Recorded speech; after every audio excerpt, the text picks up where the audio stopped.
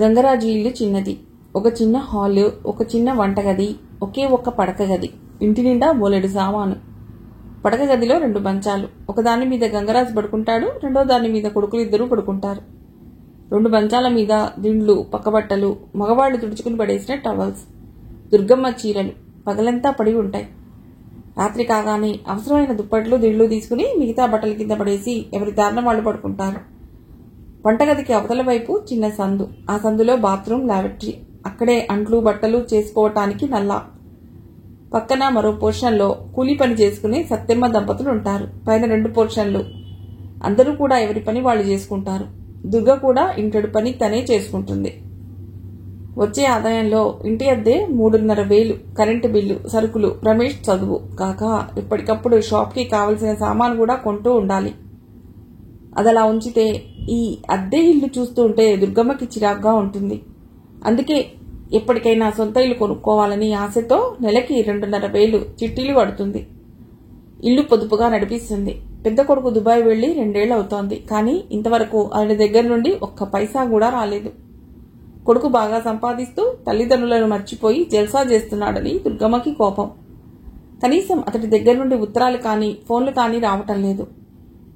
Phone షాప్లో ఉంటుంది.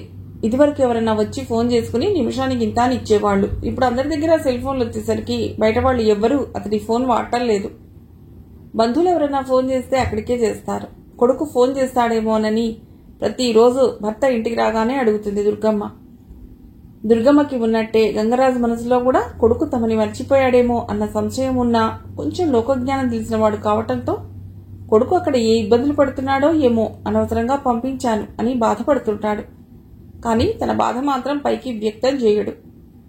గంగరాజు ఉదయం 7ంటికే షాప్ తెరుస్తాడు. అప్పటికే ఆ చుట్టుపక్కల ఉన్న వాళ్ళంతా న్యూస్ పేపర్ కోసం షాప్ దగ్గర నిలబడి ఉంటారు. అందుకే త్వరగా నిద్రలేచి స్నానం చేసి భార్య ఇచ్చిన చాయ్ తాగి షాప్కి వెళ్ళిపోతాడు. మళ్లీ 9ంటికి ఇంటికి వచ్చి నాష్టా చేసి వెళ్తాడు. ఈలోగా పక్కనే ఉన్న లాండ్రీ షాప్ ఐలయ్యని చూసుకుంటాడు. ఇల్లు, షాప్ దగ్గరగానే ఉన్నాయి కాబట్టి భోజనానికి షాప్ మూసి వస్తాడు. మళ్లీ 3 గంటలకి తీస్తాడు. ఆదివారాలు మాత్రం మధ్యాహ్నం వరకు మాత్రమే తీసి ఉంచుతాడు. ఆ రోజు ఆదివారం. రోజులాగే 7ంటికే వెళ్లి తిరిగి 9ంటికి ఇంటికి వచ్చాడు. అప్పటికి రెండో కొడుకు సురేష్ తయారై చపాతీ తింటున్నాడు.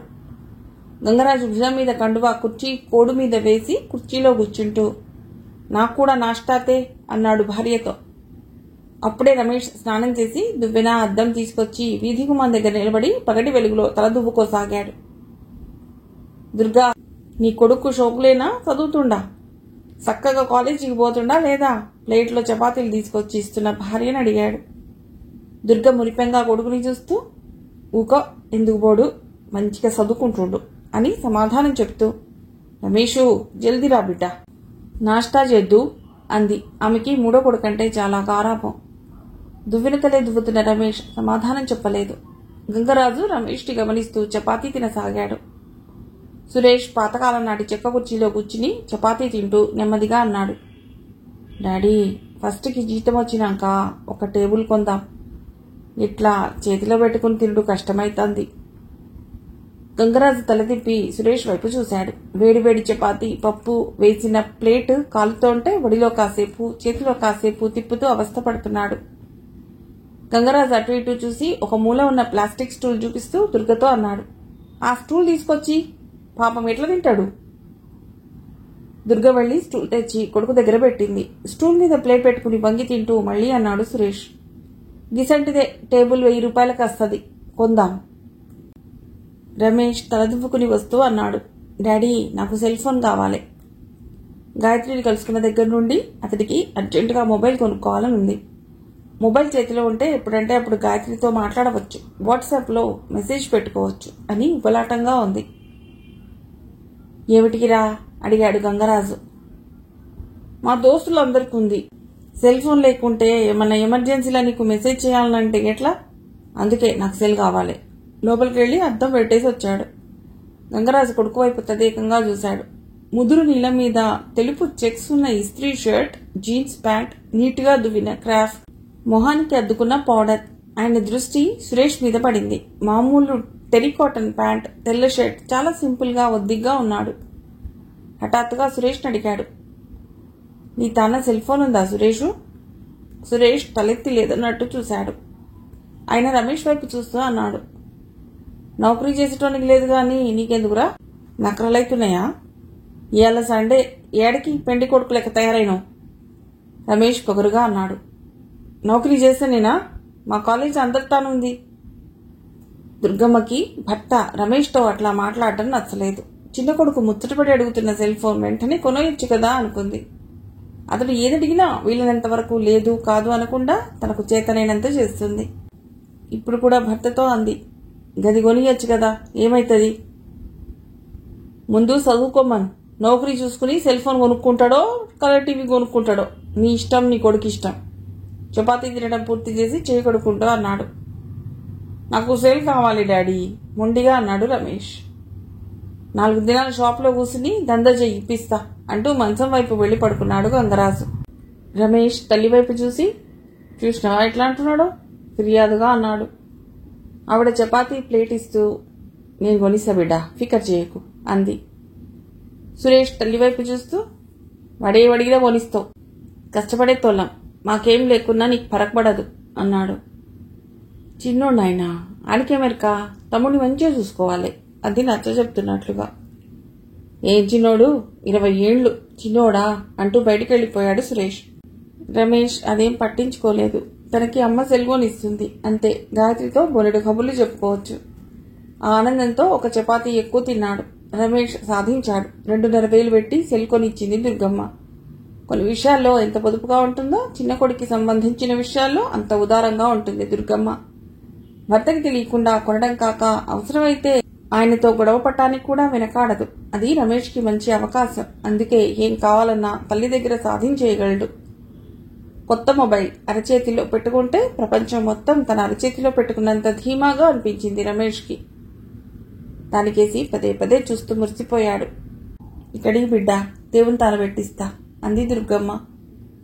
మొబైల్ దేవుని తాను పెట్టుడేందమ్మా అనబోయి ఆగిపోయి బుద్ధిగా ఇచ్చాడు. ఆవిడ దానికి 4 వైపులా గంధం పెట్టి కుంకుమ బొట్లు పెట్టి ఒక అగరత్తి తిప్పి కొడుక్కి ఇచ్చింది. మురిసిపోతూ తీసుకుని బయటికి వెళ్లి తండ్రి దగ్గర సిమ్ కార్డు ఉంటుందని తెలిసి కూడా పక్క షాప్లో ఒక సిమ్ కొన్నాడు. 24 గంటల తర్వాత అది యాక్టివేట్ అవుతుందని చెప్పడంతో, అబ్బా 24 గంటలా అని ఉస్సూరుమన్నాడు. అతి కష్టం మీద 24 గంటలు గడిచాయి. కీప్యాడ్ చూశాక గుర్తొచ్చింది, సెల్ తనకి మాత్రమే ఉంది, గాయత్రికి లేదని. రమేష్కి ఇప్పుడు ఆ మొబైల్ నిరుపయోగంగా అనిపించింది. ఆ రాత్రంతా గాయత్రి కోసం చూశాడు. తన మొబైల్ చూపించి ఆమెను కూడా కొనుక్కోమని చెప్పటానికి ఆమె కనిపించలేదు. చాలా దిగులుగా అనిపించింది.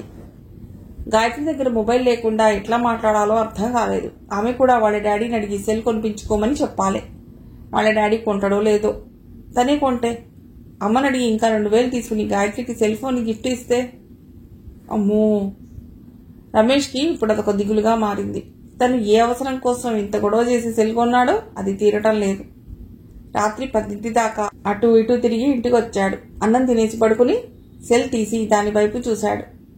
బేకార్ అనుకుంటూ త్రిడ్డు కింద పెట్టుకుని పక్కకి ఒత్తిగిల్లి పడుకున్నాడు. ఆ రాత్రంతా ఆ సెల్ ఫోన్ పక్కన పెట్టుకుని తను, గాయత్రి అందులో బోలెడు కబుర్లు చెప్పుకుంటున్నట్టు, డ్యూయెట్ పాడుకుంటున్నట్టు కలలు అన్నాడు. శరణ్య మొబైల్లో అలారం మోగింది. తెల్లవారితే ఆదివారమేగా, లేటుగా లేచినా నష్టం లేదు అనుకుని రాత్రి బాగా పొద్దుపోయిందాకా చదువుకుంటూ నోట్స్ తయారు చేసుకుంటూ కూర్చుంది. పడుకునేసరికి 2 దాటింది. కాకపోతే ప్రతిరోజు త్వరగా లేవాలి కాబట్టి మొబైల్లో 6ంటికి అలారం సెట్ చేసి పడుకుందేమో, తను ఆలస్యంగా లేవచ్చు అన్న విషయం తెలియని అలారం ట్రింగుమని మోగింది. అలారం మూతకి గాఢ నిద్ర డిస్టర్బ్ అవ్వటంతో విసుగ్గా బ్లాంకెట్ కొంచెం తొలగించి ఆరే కదా అనుకుంటూ ఎడం చేయి చాచి మొబైల్ చేతికి అందకపోవడంతో తిరిగి కళ్ళు మూసుకుంది శరణ్య. కానీ ఆమె పడుకోవటం ఇష్టం లేనట్టు మొబైల్ ఆగకుండా మోగుతూనే ఉంది. మరికొంచెం చేయి చాచి అందిన మొబైల్ తీసుకుని కళ్ళు మూసుకుని చేత్తో తడుముకుంటూ ఇగ్నోర్ నొక్కింది. 2 నిమిషాల తర్వాత మళ్లీ మోగింది. ఓ గాడ్, నన్ను ఇవాళ పడుకోనివ్వవా? కసిగా బ్లాంకెట్ విసిరి లేచి కూర్చుని మొబైల్ తీసుకుంది. తనని ఆదివారం పొద్దున్నే డిస్టర్బ్ చేసిన వాళ్ళెవరో అని కోపంగా నిద్రగళ్లతో స్క్రీన్ మీద పేరు కోసం చూసింది. తేజ కాలింగ్ అని కనిపించింది. ఆమె నిద్ర మొత్తం ఎగిరిపోయింది. ఆన్సర్ బటన్ నొక్కి బద్ధకంగా అడిగింది, హలో, పొద్దున్నే పనేం లేదా నీకు? ఈ డిస్టర్బెన్స్ ఏమిటి? టైం తెలుసా? పొద్దున్నే ఏమిటి అడిగాడు. యా ఐ నో, ఓన్లీ 6 అంది. ఓసి నిద్రమొహమా, సరిగ్గా కళ్ళు తెరిచి చూడు, 11 అవుతోంది. ఏ కమాన్, ఏం కావాలో చెప్పు, నేను పడుకోవాలి అంది. శరణ్య, నిజం చెప్తున్నా, 11. నీ క్లాక్ రాంగ్ టైం చూపిస్తోంది. ఇక లేచి రెడీ అయ్యి తాజ్కి రా లంచ్కి. శరణ్య అనుమానంగా వాల్ క్లాక్ వైపు చూసింది. నిజంగానే 11 దాటి 8 నిమిషాలు. ఆశ్చర్యం వేసింది. ఏంటి, తన మొబైల్ 6కి మోగుతుందే, ఇదేమిటి అనుకుంటూ, అవును తేజ, 11. My God. గబుక్కున మనసం దిగి తేజతో మాట్లాడుతూనే బ్రష్ పేస్ట్ తీసుకుంది. ఎందుకు లంచ్? బ్రష్ నోట్లో పెట్టుకుని అడిగింది. లంచ్ లంచంగా ఇచ్చి నీ చేత ఐ లవ్ యూ చెప్పించాలని. పిచ్చి వేషాలు వేస్తే నాకు పోస్టింగ్ రాగానే ముందు నేను కరప్షన్ కేసులో ఇరికించేస్తా, జాగ్రత్త. అలాగే జద్దు గాని, ఫాస్ట్గా రెడీ అయ్యి వచ్చి బాయ్. ముందు చెప్పు, ఎందుకు లంచ్? నువ్వొక జిడ్డు. ఇవాళ ఒక చిన్న షార్ట్ ఫిలిం ప్రివ్యూ చూపిస్తున్నాను, ప్రెస్ మీట్ ఉంది, తాజ్లో లంచ్, సరేనా? సమాధానం కోసం ఆగకుండా ఫోన్ పెట్టేశాడు తేజ. శరణ్య గబగబా తయారై లాంగ్ స్కర్ట్ వేసుకుని మంచి టాప్ వేసుకుని చుట్టూ వదిలేసింది. లిఫ్ట్ కోసం చూడకుండా 2 అంతస్తులు చకచకా దిగేసి సెల్లార్లో ఉన్న తన బైక్ స్టార్ట్ చేసింది. ఆమె తాజ్ కృష్ణకి చేరేసరికి 1 గంట అయింది. మొదటిసారిగా అక్కడ అడుగుపెట్టిన శరణ్య ఆ వైభవం చూసి ముగ్ధురాలయ్యింది. అడుగడుగునా పచ్చదనం, లాన్లో బుద్ధుడి విగ్రహం, వెండి బంగారాలు కరిగించి నిర్మించినట్లున్న నిర్మాణం, వజ్రాలు పొదిగినట్లున్న గచ్చు. ఎక్కడ అడుగు పెడితే అక్కడ మాసిపోతుందేమో అనిపిస్తోంది. బైక్ పార్క్ చేసి లోపలికి వెళ్ళటానికి ఏదో ఇబ్బందిగా అనిపించింది. తేజకి కాల్ చేసింది. ఎక్కడున్నావు అడిగాడు. ఎంట్రన్స్ వైపు వస్తున్నా, నువ్వు బయటికి రా, నాకెందుకో అనీజీగా ఉంది. తేజ ఆమెతో మాట్లాడుతూనే బయటకు వచ్చాడు. శరణ్య కనిపించగానే మొబైల్ డిస్కనెక్ట్ చేసి దగ్గరగా వచ్చాడు. ఆమె చేయి పట్టుకుని లోపలికి తీసుకునేడుతూ, ఎందుకలా ఉన్నావు, ఇంకా నిద్రమత్తు వదలలేదా అడిగాడు. ఏం లేదు, ఐఎమ్ ఓకే అంది. నీ మొహం నీకన్నా నాకే బాగా కనిపిస్తుంది నవ్వుతూ అన్నాడు. అతడి మాటలు పట్టించుకోకుండా, ఇది హోటలా స్వర్గమా? ఓహ్, నీకు నచ్చిందా? అయితే మన ఫస్ట్ నైట్ ఇక్కడే అరేంజ్ చేస్తా. అప్పటికి శరణ్య చెయ్యి నెమ్మదిగా భుజం మీద గిల్లటంతో నోట్లోంచి రాబోయిన కేక బయటికి రాకుండా కంట్రోల్ చేసుకుంటూ, రాక్షసి అన్నాడు. అర్థమైందిగా, హోల్డ్ యువర్ టంగ్ అంది. కోపంగా ఆమె వైపు చూడబోయి నవ్వేసి అందరూ కూర్చున్న దగ్గర తీసుకెళ్లి ఒక్కొక్కరినే పరిచయం చేశాడు. అందరూ పెద్ద పెద్ద పారిశ్రామికవేత్తలు, కొందరు సినిమా ఇండస్ట్రీకి చెందిన వాళ్ళు, విలేఖరులు. ఆఖరికి పరిచయం చేస్తున్న వాళ్ళని చూసి ఆనందంగా, హాయ్ మీరంతా అంది వాళ్ళ పక్కన కూర్చుంటూ. వాళ్ళు ఇద్దరి కామన్ ఫ్రెండ్స్, పీజీలో క్లాస్మేట్స్. శరణ్యని వాళ్ళకప్పచెప్పి తను అతిథుల దగ్గరికి వెళ్ళిపోయాడు తేజ. హాయ్ శరణ్య, ఆర్తి వచ్చి హగ్ చేసుకుని, చాలా రోజులైంది కదా మనం కలిసి, ఎలా ఉన్నావు, ఏం చేస్తున్నావు అంటూ ప్రశ్నల వర్షం కురిపించింది. అజయ్, చైతు, పూనం బిలబిలా చుట్టేశారు హాయ్ అంటూ. శరణ్య అందరికీ హాయ్ చెప్పి వెయిటర్ తెచ్చిన జ్యూస్ తీసుకుని వాళ్ళ ప్రశ్నలకి సమాధానం చెప్పింది. ఆఫ్టర్ లాంగ్ గ్యాప్ మనం ఇవాళ ఇలా కలుసుకునే ఛాన్స్ కల్పించినందుకు తేజకి లాట్ ఆఫ్ థ్యాంక్స్ అన్నాడు అజయ్. నవ్వింది శరణ్య. మన పీజీ అయ్యాక అసలు కలవలేదు కదా అంటూ ముగ్గురు వాళ్ల గురించి చెప్తూ శరణ్య గురించి అడుగుతూ ఊపిరి సలపకుండా చేశారు. తేజ అతిథులతో మాట్లాడుతూ మధ్య మధ్య వీళ్ళ దగ్గరకు వచ్చి, జ్యూస్ తీసుకున్నారా, మంచూరియా తీసుకున్నారా, బాదాం మిల్క్ తీసుకున్నారా అంటూ అడుగుతూ శరణ్యతో, లంచ్ అయ్యాక ఫిల్మ్ ప్రెజెంటేషన్ ఉంటుంది, పుస్తకాలు ఎదురు చూస్తున్నాయి అంటూ పారిపోకు అని ప్రత్యేకంగా చెప్పాడు.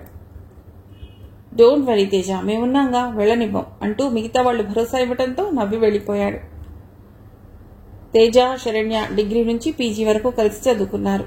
అజయ్ బృందం పీజీలో కలిశారు. తేజ మంచి స్నేహశీలి, తండ్రి ఇండస్ట్రియలిస్ట్, తేజ ఒక్కడే కొడుకు, బోలెడా ఆస్తి. అయితే చాలా మంది డబ్బున్న వాళ్ల పిల్లల్లా అహంభావం లేదు. క్రమశిక్షణ, ప్రిన్సిపల్స్ ఉన్న యువకుడు. తను కోటీశ్వరుడి కొడుకును అన్న విషయం మర్చిపోయి అందరితో సరదాగా స్నేహంగా ఉండటం అతడి ప్రత్యేకత. అందుకే తేజ అంటే చాలా మంది ప్రాణం పెడతారు. 5 స్టార్ హోటల్కి ఎంత దర్జాగా వెడతాడో ఇరానీ కేఫ్కి కూడా అంతే దర్జాగా వెళతాడు. లగ్జరీ కార్లో కాలేజీకి వచ్చిన ఫ్రెండ్స్తో ఎక్కడికైనా వెళ్లాలంటే ఆర్టీసీ బస్సులో కూడా అంతే టీవీగా వెడతాడు. తేజ అడిగితే గుడ్డెకోసి ఇవ్వటానికి కూడా వెనకాడని మంచి స్నేహితులు ఉన్నారు. అందరినీ ప్రేమిస్తాడు, అందరినీ అభిమానిస్తాడు. అందరిలో శరణ్య అంటే పిచ్చి అభిమానం. శరణ్య కూడా తేజలోని నిరాడంబరత, క్రమశిక్షణ, స్నేహశీలత అంటే ఎంతో ఇష్టం. ఇద్దరి మధ్య కొన్ని విషయాల్లో ఎంత తారతమ్యం ఉందో కొన్ని విషయాల్లో అంత సాన్నిహిత్యం ఉంది. శరణ్య సాధారణ మధ్యతరగతి కుటుంబంలో పుట్టి పెరిగిన అమ్మాయి. తండ్రి బ్యాంక్ ఆఫీసర్, తల్లి గృహిణి. శరణ్యకి 2 అక్కలు. పెద్దక్క ఇంజనీర్, రెండో అక్క డాక్టర్. ఇద్దరికీ ఈ మధ్య పెళ్లిళ్ళయ్యాయి. శరణ్యని కూడా ఇంజనీరింగ్ చదివించాలనుకున్నా ఆమెలో విషయ పరిజ్ఞానం పట్ల ఉన్న ఆసక్తి, అభిరుచి చూశాక ఆమెని తన ఇష్టానికి వదిలేశాడు ఆమె తండ్రి. శరణ్య పీజీ పూర్తి కాగానే జూనియర్ కాలేజీలో లెక్చరర్గా చేస్తూ గ్రూప్స్కి ప్రిపేర్ అవుతోంది.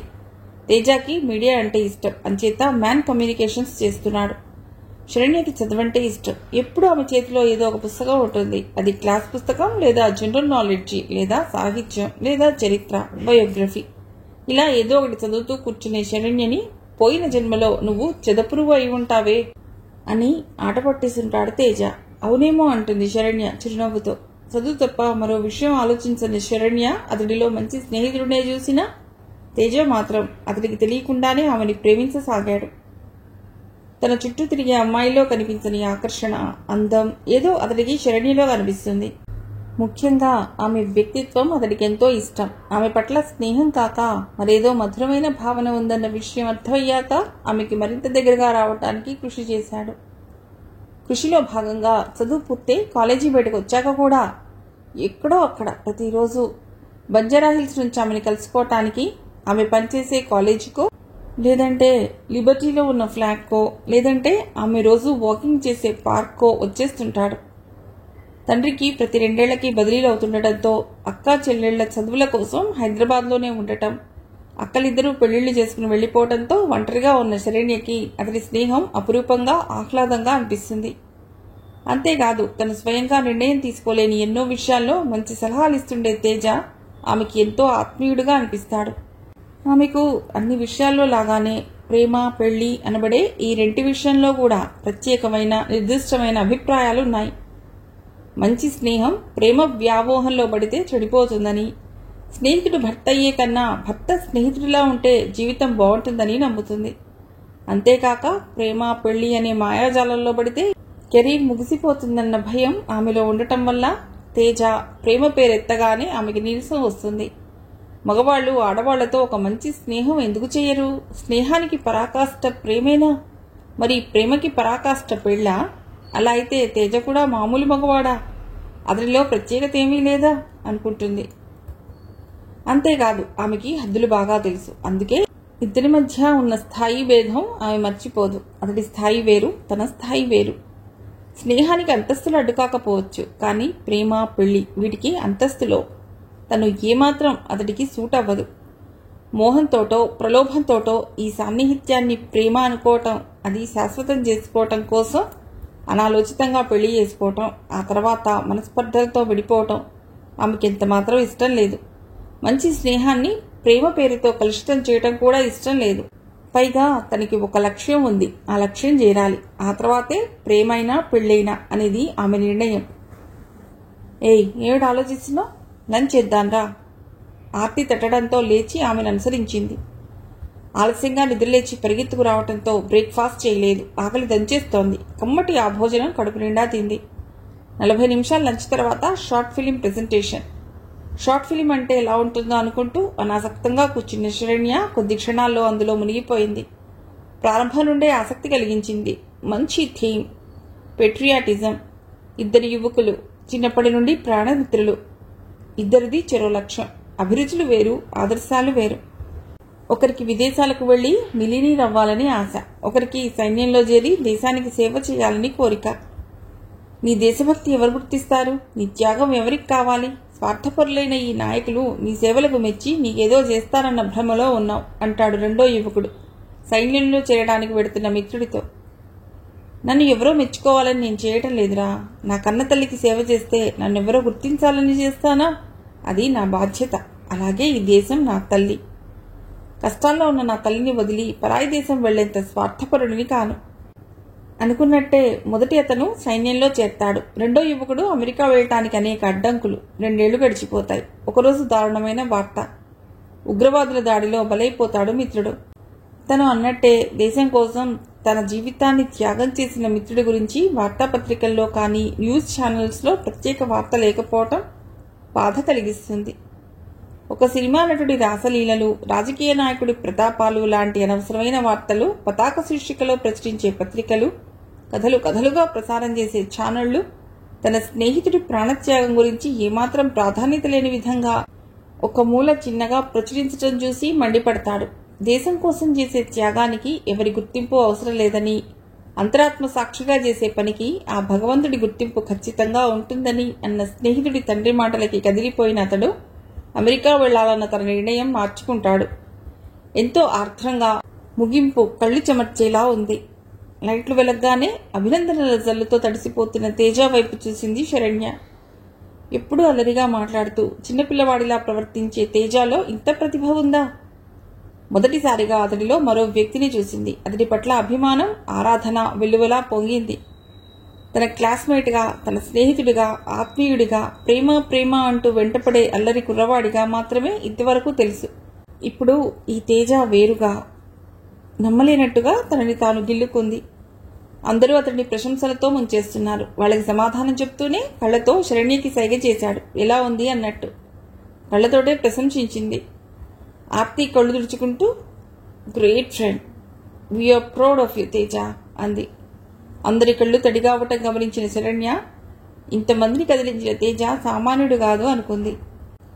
తేజ దగ్గర అందరూ సెలవు తీసుకుంటున్నారు. మిత్రులంతా పొందిన పారవస్యంలోంచి బయటికి రాలేక అలాగే కూర్చున్నారు. తేజ కొద్దిసేపటికి వాళ్ళ దగ్గరికి వచ్చాడు. మిత్రులంతా అభినందనలతో ముంచెత్తారు. పూనం కౌగిలించుకుని విష్ చేసింది. శరణ్య చేయి చాచి షేక్ హ్యాండ్ ఇస్తూ, ఎక్సలెంట్ తేజ, కంగ్రాట్స్ అంది మనస్ఫూర్తిగా. థ్యాంక్ యూ శరణ్య అన్నాడు. అందరూ బాయ్ చెప్పి వెళ్ళిపోయారు. శరణ్య కూడా బయలుదేరుతూ, ఈవినింగ్ ఇంటికి రా అంది. ఎందుకు, ఏదైనా గిఫ్ట్ ఇస్తావా? కళ్ళ నిండా అల్లరి నవ్వుతో అడిగాడు. ఇస్తానురా అంది. అయితే ఖచ్చితంగా వస్తాను. ఇక్కడ మొత్తం సెటిల్ చేసి వస్తాను అన్నాడు. బాయ్ చెప్పేసి బయలుదేరింది. లిబర్టీలో ఉన్న తన అపార్ట్మెంట్కి వచ్చిన శరణ్య చాలాసేపటి దాకా ఆ మూడ్లోంచి బయటికి రాలేకపోయింది. తేజలో ఇంత మంచి భావాలున్నాయా? తేజ లాంటి ఆదర్శ భావాలు, చక్కటి అభిరుచులు ఉన్న యువకులు సినిమా ఫీల్డ్లో ఉంటే తెలుగు సినిమా కూడా ఆస్కార్ స్థాయికి ఎదిగే సమయం త్వరలోనే వస్తుంది అనుకుంది. 4 అవుతుండగా తేజ కోసం గులాబ్ జామ్ చేసింది, మ్యాగీ చేసింది. ఫ్రెష్ అయి షార్ట్స్, టీషర్ట్స్ వేసుకుని అతడి కోసం ఎదురు చూస్తూ కూర్చుంది. 5:30 అవుతుండగా వచ్చాడు తేజ. హాయ్ డార్లింగ్, ఎలా ఉంది ఫిలిం? వస్తూనే అడిగాడు. శరణి సమాధానం చెప్పకుండా లేచి వెళ్లి 2 బౌల్స్లో 3 గులాబ్ జామ్ వేసి తీసుకొచ్చింది. సోఫాలో వెనక్కి జారగిలబడి కూర్చుని రిమోట్ తీసుకున్న తేజ చేతిలోంచి రిమోట్ తీసి పక్కన పడేసి అతడి పక్కన కూర్చుంది. వాట్సాప్ కళ్ళెగరేస్తూ అడిగాడు. స్పూన్తో గులాబ్ జామ్ చిన్న ముక్క కట్ చేసి అతడి నోటికి అందిస్తూ, ఇలా ఉంది అంది. గులాబ్ జామ్ తీయగా ఉంది. యూ మీన్ షార్ట్ ఫిలిం కూడా? అంతేనా, నీకు అర్థమైంది ముద్దు అంటూ నెత్తిన చిన్నగా ముట్టి, నేను ఇలా నీకు తీపి తినిపించడం నువ్వెలా ఫీల్ అవుతున్నావు? భుజాలెగరేసి, నాకేం అనిపించడం లేదు అన్నాడు. అయితే నీ ఆరోగ్యం విషయం అనుమానించవలసిందే. ఓసారి మంచి డాక్టర్కి చూపించుకో. అవునా, 2 ఏళ్ల నుంచి పిచ్చి వెధవలా నీ వెంట ప్రేమ ప్రేమ అని తిరుగుతుంటే ఏమాత్రం చలనం లేని నీ ఆరోగ్యం సంగతో కోపంగా అన్నాడు. శరణ్య నవ్వింది. నీకింత మంచి టేస్ట్ ఉందని ఇంతవరకు నాకు తెలియదు తేజ. కథ ఎక్కడిది, ఎవరు రాశారు అని బౌల్ అతడి చేతికిచ్చి తను ఒక బౌల్ తీసుకుంటూ అంది. అతడు సమాధానం చెప్పకుండా గులాబ్ జామ్ తినసాగాడు. నువ్వేదో మీడియా అంటే ఇంట్రెస్ట్ చూపిస్తావు అనుకున్నానే కానీ ఇలాంటి మంచి ఫిలిమ్స్ తీస్తావని నేను అస్సలు ఊహించలేదు. చెప్పు తేజ, స్టోరీ ఎవరు రాశారు? నేనే. ఖాళీ బౌల్ సెంటర్ టేబుల్ మీద పెట్టాడు. నువ్వా? నువ్వు కథలు కూడా రాస్తావా? ఆశ్చర్యంగా చూసింది. ఇందులో నువ్వంతగా ఆశ్చర్యపోవలసిన విషయం ఏముంది? ఆ మాత్రం చిన్న కథ రాయడం బ్రహ్మ విద్య. అలాని కాదు, కానీ ఐ కాంట్ బిలీవ్ ఇట్. ఆమె వైపు తదేకంగా కొన్ని క్షణాలు చూసి చిన్నగా మందహాసం చేశాడు. కూర్చునే దగ్గర నుంచి లేచి కిచెన్ వైపు వెళ్లి నాన్ స్టిక్ ప్యాన్లో ఉన్న మ్యాగీ కొంచెం ప్లేట్లో పెట్టుకుని అక్కడే స్టాండ్లో ఉన్న ఫోక్ తీసుకుని తింటూ వచ్చి సోఫాలో సెటిల్ అయ్యాడు. తర్వాత తినవచ్చు లే, చెప్పు అంది నవ్వంత విసుగ్గా, సస్పెన్స్ భరించలేనట్టు. చాలా బాగుంది, వెరీ టేస్టీ అన్నాడు. గబుక్కున్న ప్లేట్ లాగేసి, ముందు చెప్పు, తర్వాత ఉన్నదంతా నువ్వే తిందు గాని, కావాలంటే ఇంకా చేసి పెడతా అంది. తేజ గట్టిగా నవ్వి శరణ్య చెయ్యి తన చేతిలోకి తీసుకుని అరచేయి ముద్దు పెట్టుకుని అన్నాడు. ఓసి పిచ్చి శరణ్య, ఇలాంటి కథలు రాయటానికి గొప్ప మేధావులు కావాలా? నీలాగా పుస్తకాలు నమిలి నమిలి మింగేయాలా? న్యూస్ పేపర్లో చదివిన న్యూస్ నన్ను కదిలించింది. దాని నుంచి వచ్చిన చిన్న ఆలోచన, ఒక స్టోరీ లైన్, కొంచెం స్క్రీన్ ప్లే, 4 డైలాగ్స్, కొంత క్రియేటివిటీ, వెరసి ఒక మూవీ. అప్పటిదాకా ఇంకా ఏదో చెప్పబోతున్నాడని సీరియస్గా ఉంటున్న శరణ్య మ్యాగీ ప్లేట్ ఇస్తూ దీర్ఘంగా తిను అని సోఫాలో వెనక్కి వాలుతూ అంది. దీనివల్ల నీకు మానిటరీ బెనిఫిట్ ఏమైనా ఉంటుందా? అదంతా నేను ఆలోచించడం లేదు. నాకు ఈ ఫీల్డ్ నచ్చింది, ఫాలో అవుతున్నాను. ఉంటే ఉంటుంది, లేకపోతే లేదు. అవునులే, నీకు మీ నాన్న సంపాదించి ఇచ్చిందే బోలెడుంది. నువ్వు సంపాదిస్తే ఎంత, లేకుంటే ఎంత. సరేలే, ఇంతకీ మన పెళ్ళెప్పుడు అడిగాడు తేజ. ఇప్పుడే చేసుకుందామా అంటూ గట్టిగా నవ్వి కుషన్ అతని మీద విసిరేసి లేచి కిచెన్ వైపు వెళ్ళిపోయింది. రోజులాగే ఆ రోజు కూడా ఇంట్లో నుంచి బయటకు వస్తూనే గాయత్రి కళ్ళు రమేష్ కోసం వెతికాయి. వేప చెట్టుకి ఒక కాలు తన్ని పెట్టి కిళ్ళి కొట్టు దగ్గర నిలబడి ఉండే రమేష్ కనిపించలేదు. అప్పటికి అతడిని పార్క్లో కలుసుకుని వారం అయింది. మధ్య మధ్య రమేష్ ఆమెతో మాట్లాడే ప్రయత్నం చేయటం, అప్పుడే సరిగ్గా వాళ్ళ నాన్నో, గాయత్రి నాన్నో, లేక అన్నయ్యో, పక్కింటి వాళ్ళో కనిపించడంతో ఇద్దరూ మాట్లాడుకోలేకపోయారు. రమేష్ 2-3 సార్లు పలకరించడానికి ప్రయత్నించినా గాయత్రి భయంగా తల వంచుకుని వేగంగా నడుస్తూ వెళ్లిపోయింది. ఎవరన్నా చూస్తారేమో అనే భయంతో అలా వెళ్లిపోయినా ఆ సద్దు దాటి రోడ్డు మీదికి రాగానే అతడు తన వెనకాల వస్తున్నాడేమో అనే ఆశతో నడక వేగం తగ్గించి వెనక్కి తిరిగి చూస్తూ ముందుకు వెళ్తుండేది. కానీ అతడు కనిపించకపోవడంతో నిరాశగా వెళ్లిపోతుండేది. అలాంటి స్థితిలో ఆ రోజు తర్వాత వాళ్ళిద్దరూ మళ్లీ కలవలేకపోయారు. అయితే గాయత్రికి ఆ రోజు తర్వాత అనుక్షణం రమేష్ తలుపులే. పార్క్లో ఇద్దరూ గుల్మోహర్ చెట్టు కింద కూర్చుని మాట్లాడుకోవటం, అతడు తన చేయి తాకటం, ఆ అనుభూతి, ఆ స్పర్శ ఆమెకి పదే పదే గుర్తొస్తున్నాయి. మళ్లీ అతన్ని కలవాలని, చల్లని గాలిలో చెట్టు కింద అతడు చెప్పే కబుర్లు వినాలని తహతహగా ఉంది. అందుకే ఎలాగోలా అతడే ఆ రోజులాగా ఫలానా చోట ఫలానా టైంకి కలుద్దామని మళ్లీ లెటర్ ఇస్తే బావుండు అనుకుంటూ రోజు బయటికి రాగానే అతడి కోసం వెతకసాగింది. రమేష్ కనిపించకపోవడంతో దిగులావరించేసేది. ఇంతేనా, ఇక తామిద్దరూ కలవరా? తను రమేష్ ప్రేమించుకోరా? ఆలోచిస్తూ రోడ్ క్రాస్ చేస్తున్న దగ్గరికి పరిగెత్తుకుంటూ వచ్చాడు. ఏ గాయత్రి అని పిలుస్తూ. గాయత్రి ఉలిక్కిపడి తల తిప్పి చూసింది. ఆమె మనస్సు పురివిప్పిన నెమలే అయింది. రమేష్ హార్న్లు మోగుతుంటే ఆమె చేయి పట్టుకుని జల్దీ నడు అంటూ రోడ్డు దాటి ఫుట్పాత్ మీదకి వచ్చాడు. అతడు అలా చేయబట్టుకుని రోడ్ క్రాస్ చేయించడంతో గాయత్రికి సిగ్గా ఆవరించేసింది. ఏమిటిది, నేను చిన్నపిల్లనా అనుకుంది. నువ్విప్పుడు కాలేజీకి పోవద్దు అన్నాడు. ఎందుకు? ఆశ్చర్యంగా చూసింది. మనం గోల్కొండ పోదాం అన్నాడు.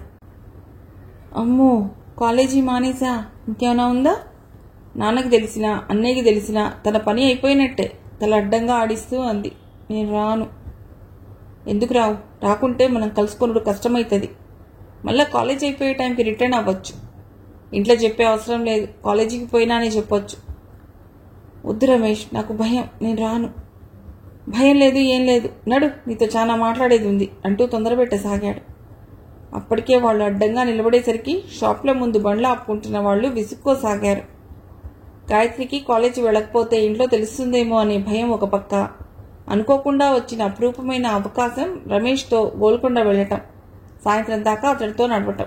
ఇది వదులుకుంటే మళ్లీ వస్తుందా? ఇప్పుడు రానని చెప్తే ఇంకెప్పుడు పిలవడేమో. సాయంత్రం దాకా అతడితో గడపడమా? తలుచుకుంటేనే ఎంతో బాగుంది. ఏం మాట్లాడతాడో? ఐ లవ్ యూ అంటాడేమో, నీ కళ్ళు బాగుంటాయి అని పొగుడుతాడేమో. ఇంకా ఏం మాట్లాడతాడో ఊహిస్తున్న కొద్దీ మత్తుగా గమ్మత్తుగా అనిపిస్తోంది. వెడితే ఏం, తను ఇంతవరకు గోల్కొండ చూడలేదు కదా. గాయత్రి ఆలోచిస్తుండగానే రమేష్ అటుగా వచ్చిన ఖాళీ ఆటో పిలవటం, మాట్లాడటం, రా అంటూ గాయత్రి చేయి పట్టుకుని లాగి ఆటోలో కూర్చోబెట్టడం జరిగిపోయింది. ఆటో కదలగానే గాయత్రి గుండె వేగంగా కొట్టుకోసాగింది భయంతో. కాలేజ్ ఎగ్గొట్టి ఇలా వెళ్ళటం, అమ్మో, చాలా తప్పు చేస్తోంది తను. నేను దిగిపోతాను అంది జాలిగా రమేష్ వైపు చూస్తూ. అరే ఏం కాదు, గమ్మునుండు, ఎవరికి తెలుస్తుంది? మీ డాడీ ఏమన్నా కాలేజీకి పోయి మా బిడ్డ ఇయ్యాల కాలేజీకి వచ్చిందా లేదా అని ఎంక్వైరీ చేస్తాడా? చేయకపోతే మాత్రం ఇలా వెళ్ళటం తప్పు కాదా? తప్పు అనుకుంటే లవర్సే ఉండరు. ఉట్టిగా నిన్ను రోజు చూసుకుంటూ లవ్ చేయాలనా? కలిసి మాట్లాడుకోవాలి, మూవీస్ చూడాలి. నీ గురించి నేను మా డాడీతో ఫైట్ చేసి ఇగో ఈ సెల్ ఫోన్ కొన్నా. మా అమ్మ తాన పైసలు తెచ్చిన. ఇవాళ మస్తు ఎంజాయ్ చేద్దాం. ఊకే ఫికర్ చేయకు అన్నాడు ఆమె చేయి తన చేతిలోకి తీసుకుని. వెచ్చటి ఆ స్పర్శకి గాయత్రి తనువు మనస్సు కూడా పులకించిపోయింది. ఆటో అబెట్స్ దాటి నాంపల్లి మీదుగా లక్టికాపూల్ చేరటంతో ఆ ట్రాఫిక్ చూసి భయంగా తన చేయి లాక్కుంది. ఎవరైనా చూస్తారేమో అన్నట్టు పుస్తకం తెరిచి మొహానికి అడ్డుగా పెట్టుకుంది. ఆటో మోసప్ ట్యాంక్ చేరింది. బుక్ ఎందుకు అడ్డం పట్టుకున్నావు అడిగాడు. ఊరికే అంది. నాకెరికే ఎవరు నీ ఫేస్ చూడకుండా కదా. ఒక మంచి స్కార్ఫ్ కొనుక్కో. ఈ లంగా ఓడిలు వదిలేసి డ్రెస్లు వేసుకోవాలి. ఊర్లో లెక్క ఏంది ఈ డ్రెస్సు? ఇవాళ రేపు అమ్మాయిలను చూస్తలే ముఖం కనిపించకుండా కవర్ చేసుకుని బాయ్ ఫ్రెండ్లతో తిరుగుతుండ్రు. నేర్చుకోవాలి. మీ కాలేజీలో అందరూ నీ లెక్కనే ఉంటారా? అతను చెప్తుంటే శ్రీకృష్ణుడు చెప్తున్న గీతాసారం ఎంతో భక్తిగా వింటున్న అర్జునుడిలాగా వినసాగింది. మా ఇంట్లో డ్రెస్సులు వేసుకోనివ్వరు అంది మెల్లిగా. కొట్లాడాలే. నేను మా డాడీతో కొట్లాడి సెల్ ఫోన్ కొనలే. అమ్మో తాట తీస్తారు నాన్న అని. అది సరే, నువ్వేంటి కాలేజీకి అసలు వెళ్ళవా అని అడిగింది. నిన్న పోయినా జరసేపు కూర్చుని వచ్చేసిన. ఏం పోవాలే బోరు అన్నాడు. మరిలా నువ్వు వెళ్ళకపోతే అన్నీ మిస్ అవుతావు కదా. పోతే నిన్ను మిస్ అయితా అన్నాడు. గాయత్రికి ఆ మాట వేణుగానంలా వినిపించింది. సిగ్గుతో మొహం తిప్పేసుకుంది. ఆటో గోల్కొండ చేరింది. పర్స్ తీసి 500 రూపాయల నోటు దర్జాగా ఇస్తున్న రమేష్ వైపు అబ్బురంగా చూసింది గాయత్రి. ఆటో వాడిచ్చిన చిల్లర తీసుకుని జోబులో వేసుకుంటూ నడు అంటూ ఎంట్రన్స్ వైపు నడిచాడు. బలిష్టంగా ఎత్తుగా ఉన్న ద్వారంలోంచి లోపలికి వెడుతుంటే గాయత్రికి థ్రిల్గా అనిపించింది. కొందరు విదేశీ టూరిస్టులతో పాటు తనులాగా వచ్చిన యువ జంటలను చూశాక కొంచెం ధైర్యం వచ్చింది గాయత్రికి.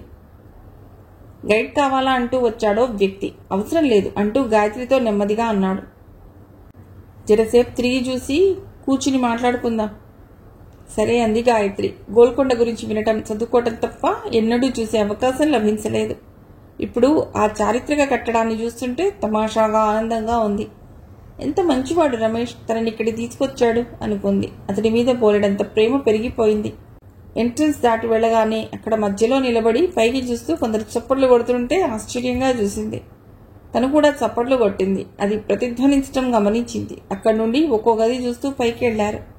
ఇక్కడ కూర్చుందాం అంటూ పెద్ద రాయి మీద కూర్చున్నాడు రమేష్. ఇంకా లోపల చూడాలని ఉన్నా రమేష్ కూర్చోవటంతో తను కూడా అతడికి కొంచెం ఎడంగా కూర్చుంది. అంత దూరం ఎందుకు, జర దగ్గరకు జరుగు అన్నాడు. సిగ్గుపడుతూ కొంచెం అతడి వైపు జరిగింది. మనం మ్యారేజ్ చేసుకుందామా? ఆమె చెయ్యి తన చేతిలోకి తీసుకుని అడిగాడు.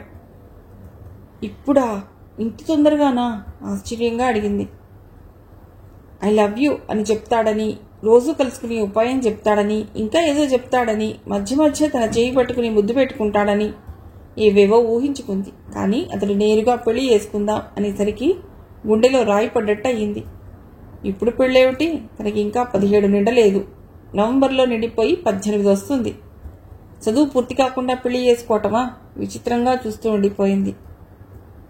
పెళ్లి మాట ఎత్తిన రమేష్ వైపు చిత్రంగా చూస్తున్న గాయత్రిని కొంచెం దూరం నుండి నడి వయసు జంట గమనిస్తోందని గాయత్రికి తెలియదు. వాళ్ళిద్దరూ కోటేశ్వరరావు పెద్ద తండ్రి కొడుకు కోడలు. ఆ అమ్మాయి కోటేశ్వరరావు కూతురు గదు అన్నాడు శేషు గాయత్రి వైపు పరిశీలనగా చూస్తూ. ఎవరు? ఆ కొండ మీద నల్లటి కురవాడు పక్కన కూర్చున్న అమ్మాయా? భర్త చూస్తున్న వైపు చూసింది ఉమా. భార్యకి సమాధానం చెప్పకుండా గాయత్రి వైపే మరింత పరిశీలనగా చూస్తూ, అవును, అది పోయిన ఏడాదిగా చూశాను, గుర్తుపట్టగలను ఖచ్చితంగా అన్నాడు.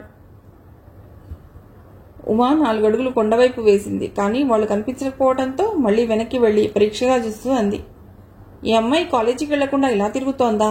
ఏం పోయే కాలం, మన బొంబాయిలోనే అనుకున్నా.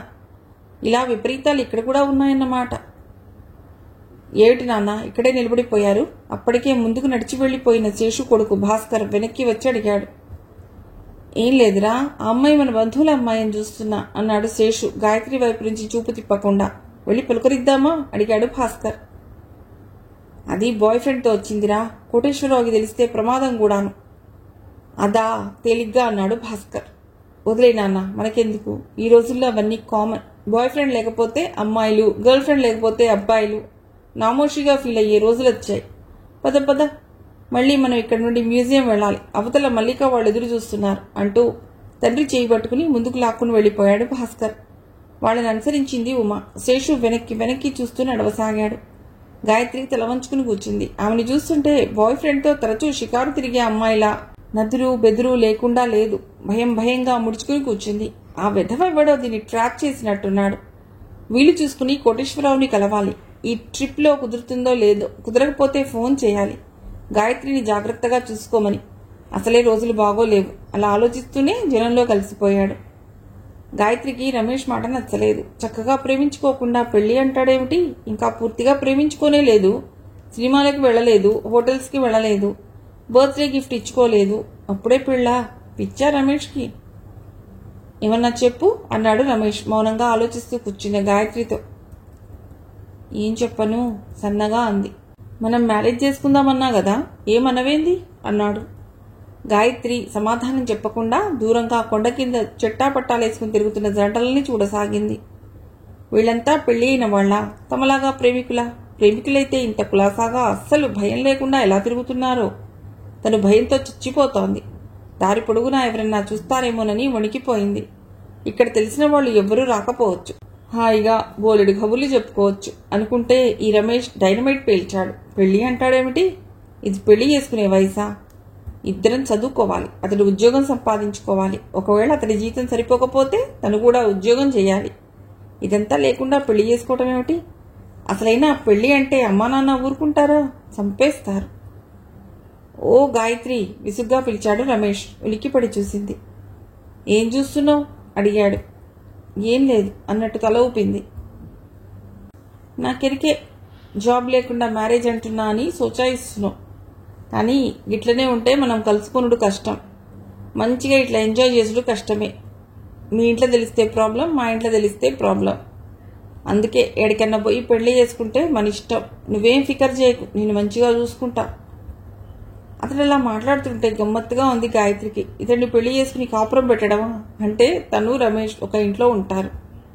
ఎవరన్నా చూస్తారేమో అన్న భయం అక్కర్లేదు. ఏ రోజుకు ఆ రోజు కలిస్తే బాగుండు అనుకోవటం, కలుసుకోలేకపోవటం, కలుసుకున్నా మళ్ళీ ఇంటికి త్వరగా వెళ్ళిపోవాలన్న కంగారు. ఇలాంటి బాధలు ఉండవు. నిజమే, ఇలా ప్రేమించుకుంటూ ఉంటే ఒంటరిగా కలుసుకోవటానికి ఛాన్స్ దొరక్కపోవచ్చు. కలుసుకోకుండా ఎలా ఉండడం? వారం రోజులు కలుసుకోకపోతేనే ఎలాగో ఉంది. ఏదో పోగొట్టుకున్న ఫీలింగ్. హాయిగా పెళ్లి చేసుకుంటే ఎవరొప్పుకుంటారు? కాళ్ళు చేతులు కట్టేసి ఇంట్లో కూర్చోబెడతారు. అప్పుడు జీవితం ఎంత నరకం. అందుకే పెళ్లి చేసుకోవాలి. రమేష్ అన్నట్టు ఎటన్నా వెళ్ళిపోయి పెళ్లి చేసుకుని, అవును చేసుకుని. గాయత్రి కళ్ల ముందు ఏవేవో దృశ్యాలు. అతడు తను పెళ్లి చేసుకుని ఒక చిన్న ఇల్లు తీసుకుంటారు. తను ఇల్లు చూసుకుంటుంది. అతడు ఆఫీస్కి వెళ్ళొస్తాడు. అతడు వచ్చేసరికి తను అతడికి ఇష్టమైన టిఫిన్ చేసి చక్కగా తయారై ఉంటుంది. రాగానే ముందు తనని దగ్గర తీసుకుని ముద్దు పెట్టుకుంటాడు. ఇంత అందంగా తయారయ్యావు నాకోసమేనా అంటూ తనని ఎత్తుకుని గిరగిరా తిప్పేస్తాడు. గాయత్రి చెక్కిళ్లలోకి వెచ్చని రక్తం పొంగి వచ్చింది. కళ్ళు సిగ్గుబరువుతో వాలిపోయాయి. రమేష్ అటు ఇటు చూశాడు. తమని ఎవరూ గమనించడం లేదని నిర్ధారించుకుని గబాల్న గాయత్రి చేయి పట్టుకుని దగ్గరకు లాక్కుని చెంప మీద ముద్దు పెట్టుకున్నాడు. గాయత్రికి ఒక్కసారిగా పరిసరాలన్నీ గిరగిరా తిరిగినట్లయింది. ఆపాదమస్తకం వణికిపోయింది. గబాల్న దూరం జరిగింది. రమేష్ ఆగలేదు. ఆమెకి దగ్గరగా జరుగుతూ, ఏడికి పోతున్నావు అంటూ ఆమె చేయి పట్టుకున్నాడు. గాయత్రికి ఇప్పుడు పులకింత కన్నా భయంతో ఒళ్లంతా చెమట పట్టేసింది. వద్దులు అంది చెయ్యి లాక్కుంటూ. గమ్మునుండు, ఇంత దూరం వచ్చిందెందుకు అంటూ మరింత గట్టిగా బిగించి పట్టుకుని ఇంకొంచెం దగ్గరగా జరిగి చెయ్యి వదిలి అదే చెయ్యి ఆమె నడుం చుట్టూ బిగించి దగ్గరకు జరుపుకున్నాడు. గాయత్రికి కళ్ల ముందు మెరుపులు కనిపించాయి. పెదాలు వణుకుతుంటే అతడి చెయ్యి తోసేయబోయింది. అతడు ఇంకా బిగించి మరింత దగ్గరకు జరుపుకుని కొంచెం ఆమె మొహం వైపు వంగాడు. అకస్మాత్తుగా చెప్పుల చప్పుడు వినిపించింది. అతడి చెయ్యి వదిలైంది. గాయత్రి దూరం జరిగింది.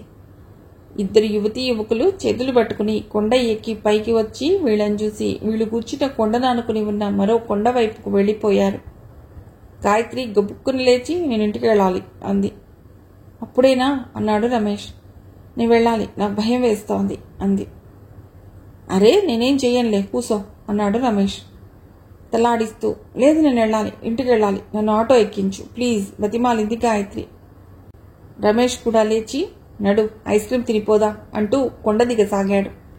గాయత్రి అతడిని అనుసరించింది. వాళ్ళు నడుస్తుంటే అక్కడక్కడ గోడ చాటు చేసుకుని కూర్చున్న ప్రేయసీ ప్రియులు కనిపించారు. వాళ్ళని చూపిస్తూ, అక్కడ చూడు ఎంత మంచిగా లవ్ చేసుకుంటున్నారో అన్నాడు రమేష్. ఇంకాసేపు కూర్చోవాలని, అతడు చేస్తున్న చిలిపి పనుల తీయని అనుభూతి పొందాలని మనస్సు ఉవ్విళ్ళూరుతోంది. కానీ అణువణువునా నిండిన భయం వద్దు వద్దు అని హెచ్చరిస్తుంటే వేగంగా నడుస్తూ కొండ దిగింది. గోల్కొండ వెళ్ళొచ్చాక మరో వారం రోజులు గడిచాయి. ఈ మధ్యలో గాయత్రి రమేష్లు ఒక్కసారి కూడా కలుసుకోలేదు. రమేష్ ప్రతిరోజు ఆమె కాలేజీకి వెళ్లే సమయంలో వేప చెట్టు దగ్గర ఎప్పుడూ నిలబడే భంగిమలోనే నిలబడుతున్నాడు. కాకపోతే బండి లేదు. గాయత్రి మాత్రం అతడిని తప్పించుకుని వెళ్ళిపోతోంది. ఆమె వెళ్ళిందాకా ఆ చెట్టు దగ్గర నిలబడటం, ఆమె తల వంచుకుని సందు మలుపు తిరగగానే ఆమెను కలుసుకోవటానికి ఎంత వేగంగా నడిచి వెళ్లినా ఆమె చిటికలో మాయమైపోతోంది. రమేష్ షోగ్గా తిరిగిన బండి రెండో కొడుకు సురేష్కి ఇచ్చేశాడు గంగరాజు. బస్సులో వెళ్లి రావటం కష్టంగా ఉందని, పైగా ఇప్పుడు సురేష్కి బిజినెస్ ప్రమోషన్స్లో భాగంగా సైట్ మీద తిరిగే పని ఇచ్చాడు వాళ్ళ బాస్. ఉద్యోగం చేస్తున్నవాడు బస్సులో అవస్థలు పడుతూ తిరగటం, బలాదూర్ తిరిగే రమేష్ బండి మీద తిరగటం గంగరాజుకి నచ్చలేదు. అందుకే దుర్గమ్మ, రమేష్ ఇద్దరూ గొడవ చేసినా పట్టించుకోకుండా బండి రెండో కొడుక్కి ఇచ్చాడు. బండి లేకపోవటం చాలా అవమానంగా ఉంది రమేష్కి. అతడి స్టేటస్కి భంగకరంలా బాధపడుతున్నాడు. పైగా దుర్గమ్మ మొబైల్ కొనిచ్చాక పాకెట్ మనీ ఇవ్వటం లేదు. ఆ రోజు గోల్కొండ వెళ్లే రోజు గొడవ చేసి కాలేజీలో కట్టాలని అబద్ధం చెప్పి 1000 రూపాయలు తీసుకుని దర్జాగా ఖర్చు పెట్టేశాడు. ఇప్పుడు జేబులో తిప్పి తిప్పి కొడితే 100, 150 ఉంటున్నాయి. అవి కూడా మధ్య మధ్య అన్నగారి జేబులోంచి, తండ్రి జేబులోంచి కొట్టేస్తుంటాయి. చదువు మూటకట్టి వేప చెట్టు మీద పెట్టేశాడు. అది బయటికి తీయాలంటే పాండవులు తమ ఆయుధాలు తీసినట్టు ఏదన్నా ఒక అకేషన్ రావాలి. అది ఎప్పుడొస్తుందో, అసలు వస్తుందో రాదో కూడా అతడికి తెలియదు. పెద్దగా ఆ విషయంలో అతడు బాధపడటం లేదు. అతడి బాధంతా గాయత్రి. ఆమెని కలుసుకోవాలి, ఆమెతో షికార్లు తిరగాలి, ప్రేమాయణం నడపాలి. తన చుట్టుపక్కలే ఉన్న అందమైన అమ్మాయి గాయత్రిని తను ప్రేమించడం చాలా ఆలస్యం చేశానని అతడికి చాలా అసహనంగా అనిపిస్తుంది. అతి కష్టం మీద ఆమెని కలుసుకుని తను ప్రేమిస్తున్న విషయం చెప్పేశాడు. చెప్పిన దగ్గర నుండి ఆమె కూడా తనని గాఢంగా ప్రేమిస్తోందని గట్టిగా విశ్వసిస్తున్నాడు. ఆమె కూడా తనలాగానే కాలేజ్ ఎగ్గొట్టి తనతో షికారుకు వస్తుందని, ఇద్దరు కలిసి ఒకరోజు గోల్కొండ, ఒకరోజు గండిపేట, మరో రోజు జూపాక్, ఇలా చట్టాపట్టాలు వేసుకుని తిరిగేద్దామని ఆశించాడు. సినిమాలో లాగా ఇద్దరు కింద మీద పడుతూ డాన్సులు కూడా చేసేస్తారని కూడా ఆశపడ్డాడు. కానీ గాయత్రి బాలకం అతడికి నిరాశ కలుగజేస్తోంది. ఆమె తనని ఖచ్చితంగా ప్రేమిస్తోంది, కానీ చెప్పటం లేదు. చెబితే వాళ్ళ నాన్న చంపేస్తాడు అని భయం కాబోలు అనుకుంటాడు. ప్రతి దానికి నాన్న నాన్న అంటూ భయపడే గాయత్రికి బ్రెయిన్ వాష్ చేయాలని, ఆమెలో వాళ్ళ నాన్న అంటే ఉన్న భయం పోగొట్టాలని గోల్కొండ వెళ్లిన రోజే నిర్ణయించుకున్నాడు. ఆ రోజు కొంచెంసేపే కౌన్సిలింగ్ చేయగలిగాడు. ఇంతలోకి మనసులో ఆమె పట్ల మోహం కలిగింది. కొంచెం చనువు చూపించేసరికి ఆమె బెదిరిపోయి వెళ్లిపోతాను అని గొడవ చేయటంతో సాయంకాలం దాకా ఆమెతో గడపాలన్న కోరిక తీరలేదు. అప్పటి నుండి మళ్లీ అలాంటి అవకాశం కోసం ప్రయత్నిస్తూనే ఉన్నాడు. గాయత్రిని ప్రేమించకుండా ఉంటే చాలా ప్రమాదం అనిపిస్తోంది. తను ప్రేమించకపోతే వేరే ఎవరైనా ఖచ్చితంగా ప్రేమిస్తారు. కాలేజ్ మేట్ కావచ్చు, లేక రోడ్డు మీద వెంటపడేవాడు కావచ్చు, లేక లెక్చరర్ కావచ్చు. ఎవరైనా సరే గాయత్రిని ప్రేమిస్తే తనేం కావాలి? తనకి బాగా తెలిసిన గాయత్రి, తన ఇంటి పక్కనుండే గాయత్రి, తెల్లవారి లేస్తే కళ్ల ముందు కనిపిస్తుండే గాయత్రి. అమ్మో, ఇంకెవరైనా ప్రేమించడమా? ఎంత మాత్రం జరగకూడదు అనేది రమేష్ ఆలోచన. అందుకే తను గాయత్రిని గాఢంగా ప్రేమించేసి ఆమెను తనతో పాటు తోటలు కోటలు తిప్పేస్తే ఆమె కూడా తనని ప్రేమించేస్తుంది. ఇక తను సేఫ్, ఆమె కూడా సేఫ్. వీలైతే పెళ్లి కూడా చేసేసుకుంటే ఇక గాయత్రి తనదే అనే ఒక ఊహ రమేష్ని ఉక్కిరి బిక్కిరి చేస్తోంది. అందుకే ఆమెని ప్రేమించడానికి, ఆమె తనని ప్రేమించేలా చేయటానికి నానా తిప్పలు పడుతున్నాడు. కాలేజ్ పూర్తిగా మానేశాడు. ఆమె ఇంట్లో నుండి బయటకు వచ్చిందాకా ఆ చెట్టు దగ్గర నిలబడటం, ఆమె రాగానే రోడ్డు మీదకి వెళ్ళటం, ఎలాగోలా ఆమెను పలకరించడానికి, తనతో తిప్పుకోవటానికి ప్రయత్నిస్తున్నాడు. కానీ ఈ మధ్య అసలు అవకాశమే దొరకటం లేదు. కారణం, గోల్కొండలో రమేష్ కొంచెం చనువు తీసుకుని ఆమె నడుము మీద చెయ్యి వేయటం అన్న సంగతి గాయత్రికి తెలుసు. ఏదో చెయ్యి పట్టుకున్న దాకా బాగానే ఉంది. ఆ స్పర్శలో మాధుర్యం అనుభవించడం కొత్తగా ఉంది, తీయగా ఉంది. గోల్కొండకి వెళ్ళటం కూడా బాగుంది. కానీ అలా చనువు తీసుకుని నడుము మీద చెయ్యి వేయటం, చెంప మీద ముద్దు పెట్టుకోవటం ఆమెకి నచ్చలేదు. సరికదా, తను చాలా తప్పు చేసినట్టు, పాపం చేసినట్టు బాధపడిపోతోంది. ఆ విషయం ఇంట్లో తెలిసిందంటే తనకి కూడా సీతాదేవిలాగా అగ్ని పరీక్ష పెడతాడు నాన్న, లేదంటే గరిట కాల్చి వాత పెడతాడు. అయినా అతడికి ఎంత ధైర్యం, అలా చేయవచ్చా, తప్పు కదా అనుకుంటూ మనసులో అతన్ని కలుసుకోవాలని సరదాగా పార్కు వెళ్లి కాసేపు కబుర్లు చెప్పుకోవాలని ఉన్నా కలిస్తే ఏం చనువు చూపిస్తాడో అని భయంతో అతన్ని తప్పించుకు తిరుగుతోంది. ఒకవేళ అతడు తనని ఎలాగోలా పట్టుకుని ఎందుకు కలవటం లేదు అని అడిగితే అతి చనువు తీసుకుని మాట తీసుకుని అప్పుడు వెళ్ళవచ్చులెమ్మని కూడా ఆలోచించింది. కొడుకు కాలేజీకి వెళ్ళటం మానేశాడన్న విషయం గంగరాజు దృష్టికి వచ్చింది. ఇంట్లో నుంచి 8 ముస్తాబై నాష్టా చేసి కాలేజీకి వెళుతున్నా అని చెప్పి వెళ్లి ఆయన కనిపించకుండా వీధి చివర కిళ్ళికొట్టు దగ్గర ఉన్న వేప చెట్టు కింద 8:30 దాకా నిలబడి ఎటో వెళ్లిపోయి బలాదూర్ తిరిగి పొద్దుపోయాక ఇంటికి వస్తున్నాడని ఆయన నోటీసుకు వచ్చిన వెంటనే ఆయన కొడుకు ఇంట్లో నుంచి బయటికి వెళ్లడం దగ్గర నుండి గమనించడం ప్రారంభించాడు. కాకపోతే వేప చెట్టు దగ్గర ఎందుకు నిలబడుతున్నాడు, అక్కడి నుంచి ఎక్కడికి వెళుతున్నాడు అన్న విషయం తెలుసుకోవాలంటే ఆయన షాప్ కట్టేసి కొడుకు వెనకాల తిరగాలి. అలా చేసే అవకాశం లేదు. అందుకే ఆ రోజు ఇంట్లో నుంచి ట్రిమ్గా తయారై నాస్తా చేస్తున్న రమేష్ని ఏమీ ఎరగనట్టు పలకరించాడు గంగరాజు. నీ పరీక్షలు ఎప్పుడురా, మంచిగా చదువుతున్నావా? రమేష్ తడబడకుండా చెప్పాడు. పరీక్షలు ఇప్పుడేంటాయి, మార్చి ఏప్రిల్ ఉంటాయి. కాలేజీకి సక్కంగా పోతున్నావా? నీ అటెండెన్స్ ఇర్రెగ్యులర్ ఉందంట, నీ దోస్తు చెప్పిండు. ఏంది సంగతి అన్నాడు గంగరాజు కొడుకు మొహంలోకి చూస్తూ. రమేష్ కొంచెం బెదిరాడు కానీ కనిపించకుండా అన్నాడు. ఎవడాడు? వానికేమెరక, నేను దినాం పోతానే ఉన్నా, నువ్వు చూస్తలేవా? నేనన్నీ చూస్తున్నా, అందుకే అడుగుతున్నా. నీకు నకరాలు మస్తు అవుతున్నాయి. నీ కోర్స్ పూర్తి కాకుంటే బిడ్డా నిన్ను కార్ఖానాకు పంపుతా. మంచిగా చదువుకుని అన్న లెక్క మంచి జాబ్ చేసుకో, లేకుంటే అన్నట్టు ఆపేశాడు. ఆ మాటలతో నాష్టా తినడం గబగబా ముగించి కోపంగా వెళ్లిపోయాడు. కొడుకు సరిగ్గా తినకుండా వెళ్లాడన్న బాధతో దుర్గమ్మ కొంచెం కోపంగా అంది. ఏందయ్యా నువ్వు ఆడంకరి తగిలినావు? ఊకి ఏంది బండి తీసుకుపోతివి, మళ్ళీ ఏంది నీ గోస? నౌకరీ చేసేటోనికి కావాలన్నా బండి, బేకారుగా తిరిగేటోనికి కావాలన్నా? నీ కొడుకు ఎడిగిపోతున్నాడో నీకెరికేనా? భార్య వైపు చూసి సీరియస్గా అడిగాడు గంగరాజు. ఏడిగిపోతాడు, కాలేజీకి పోతాడు, ఆడికి మాత్రం చదువుకోవాలని ఉండదా ఏంది? ఉంది, 2 దినాలు ఆగు, నేను చెప్తా. ఆడు ఏడిగిపోతున్నాడో ఏం చేస్తున్నాడో చెప్తా. ఏం చెప్తావో సనుక్కుంటూ లోపలికి వెళ్ళిపోయింది. భార్య వెళ్లిన వైపు చూసి నుదుటి మీద చిన్నగా కొట్టుకుని పంచె సరి చేసుకుని లాల్చీ వేసుకున్నాడు గంగరాజు. చెప్పులేసుకుంటూ దుర్గమ్మకు వినిపించేలా చెప్పాడు. నేను దుఃఖం పోతున్నా. మంచిది, పోయిరా, లోపల నుంచే సమాధానం చెప్పింది దుర్గమ్మ. గంగరాజు షాప్ వైపు కాకుండా తన షాప్కి కొంచెం దూరంలో ఉన్న వేప చెట్టు దగ్గరికి నడిచాడు. అయితే ఇవాళ రమేష్ తన స్థలం రోడ్డు మీద ఉన్న స్టేషనరీ షాప్ దగ్గరికి మార్చాడు. కారణం గాయత్రి వెళ్లేదటే కాబట్టి ఇలాగైనా ఇవాళ ఆమెని ఆపాలి, అది అతడి లక్ష్యం. సందు తిరిగి రోడ్డు మీదికి రాబోయే గాయత్రి కోసం రెప్ప వేయకుండా చూపు తిప్పకుండా ఎదురు చూడసాగాడు. సరిగ్గా 1/2 గంటకి నీలం రంగు పరికిడి నల్ల జార్జెట్ ఓణి వేసుకున్న గాయత్రి తల వంచుకుని భుజానికి ఉన్న హ్యాండ్ బ్యాగ్ జారిపోతుంటే పైకి జరుపుకుంటూ వస్తోంది. ఆమెని చూడగానే గబగబా నడుస్తూ ఆమెకి ఎదురెళ్లి గాయత్రి అని పిలిచాడు. గాయత్రి రమేష్ అలా దారికి అడ్డు వస్తాడని ఊహించలేదేమో. అతన్ని చూడగానే ఉలిక్కి పడింది. ఏమైంది, కలుస్తలేవు? నేను పరేషాన్ అవుతున్నా అన్నాడు దబాయింపుగా. అతడిలా రోడ్డు మీద నిలేసి దబాయిస్తుంటే గాయత్రి బెదురుతూ అటూ ఇటూ చూసింది. ఏంది గట్లా నిలబడినో? నడు, పబ్లిక్ గార్డెన్ పోదాం పదా అన్నాడు ఆటో కోసం చూస్తూ. ఇప్పుడా? నేను రాను, కాలేజీకి వెళ్ళాలి. గబుక్కురాని ముందుకు నడవబోతుంటే ఆమె చేయి పట్టుకుని ఆపుతూ అటుగా వచ్చిన ఖాళీ ఆటో ఆపాడు. దా అంటూ ఆమెను లాగి ఆటోలోకి తోసినంత పనిచేశాడు. నేను రాను, ప్లీజ్, దిగిపోతాను. చేయి విడిపించుకుంటూ కుడికాలు బయటికి పెట్టి దిగబోయిన గాయత్రి సందు మలుపు తిరుగుతున్న కార్తికే కనిపించడంతో అదిరిపడి కాలు వెనక్కి తీసుకుని రమేష్కి సమీపంగా జరిగింది.